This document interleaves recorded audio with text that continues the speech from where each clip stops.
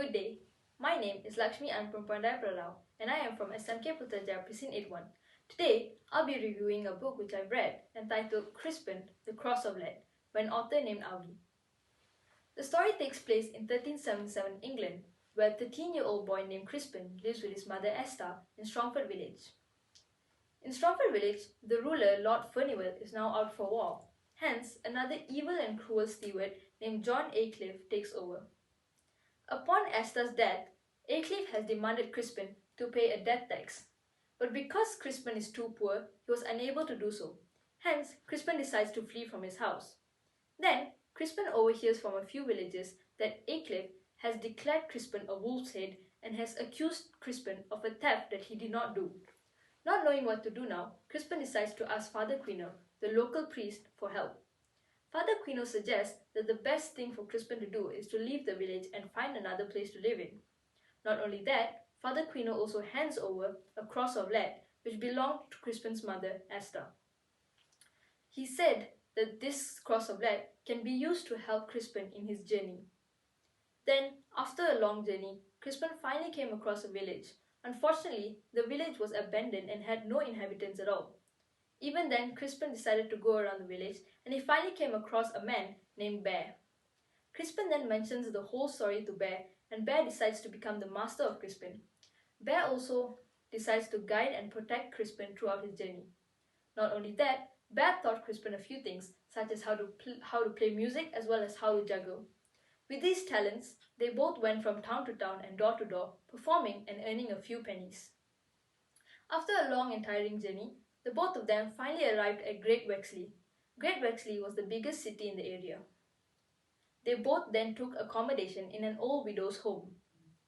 After that, Crispin and Bear both decided to go and have a look around the village. All of a sudden, Aycliffe, who was there at the moment, managed to capture Bear, but Crispin manages to escape. Crispin then returns to the old widow's home and decided to come up with a plan on how to save Bear. Crispin was also curious on why Aycliffe was after him and why Aycliffe wanted to kill Crispin so bad. But unfortunately, Crispin, who was not well versed and didn't know how to read or write, couldn't read what was written on his mother's cross of lead.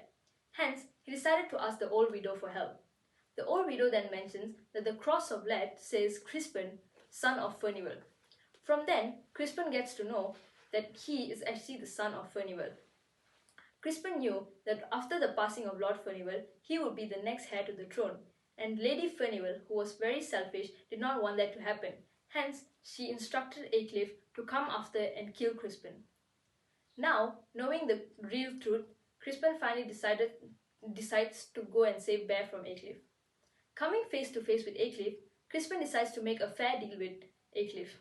Crispin mentions that if he does not reveal his identity and if he hands over the cross of lead, then Aycliffe will free Bear. Aycliffe then agrees and decides to free Bear. Unfortunately, later on, Aycliffe does not stick to his words. Hence, Bear has no choice but to kill Aycliffe. After Bear kills Aycliffe, Bear and Crispin both decided to leave the village for good and to start over a new and better life all over again. And that is how the story goes. In my opinion, I think this book is a very good book and is suitable for those who are looking to learn English, as this book uses very good grammar as well as a wide range of vocabulary. It is suitable for anyone of any age as the words used are not complex but simple and easy to understand. Not only that, this book also taught me a few morals and values, such as being independent. We can see this moral in Crispin, who is only 13-year-old but manages to solve all his problems on his own. Other than that, we can also learn the importance of friendship, such as the friendship between Bear and Crispin. Although Bear and Crispin have only known each other for a few months, yet they have managed to create such a loving and close bond between each other. In fact, Crispin even dares to put his life in danger just to save Bear from Aycliffe. Not only that, I also learned the importance of being a good leader, unlike Aycliffe.